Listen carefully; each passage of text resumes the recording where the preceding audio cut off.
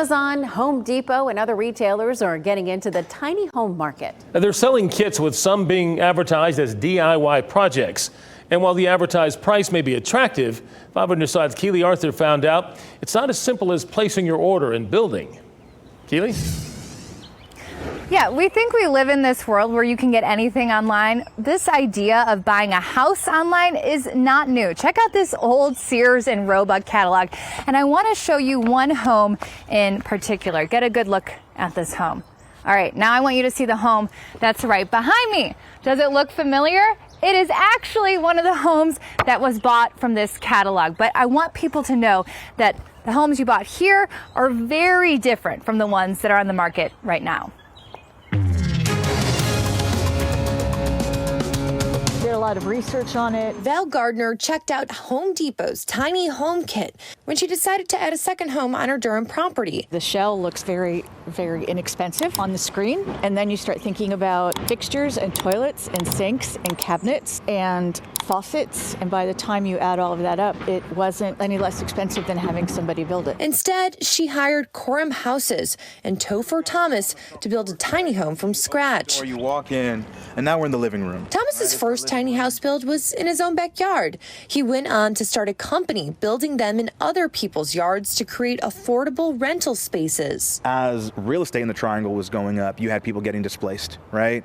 And usually they couldn't go anywhere within the city, right? They had to go somewhere else. And so by having accessory dwelling units that are going to be smaller and cheaper, right, you create this asset class almost of just naturally occurring affordable housing. ADU stands for accessory dwelling unit. So this is a small cottage. Jennifer Truman advocated for updated regulations on ADUs and tiny homes in Raleigh. In the last 3 years, there have been 187 ADU applications in the city, with nearly half of them already completed. The numbers really show that because we have such housing demand, people want this as an option. With tiny homes getting more popular, retailers are jumping into this space.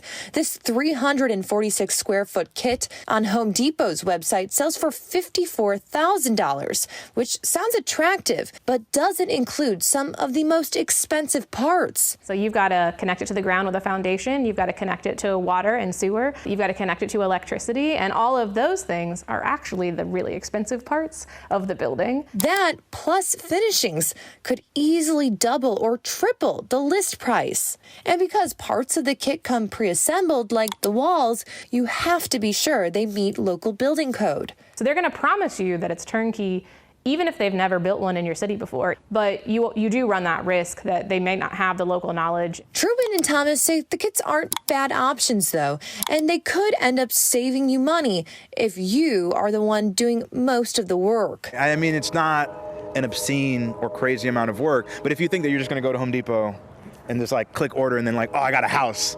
It's like, no, you got a shell, and then you have like hours and hours and hours and months of now coordination and management work to do.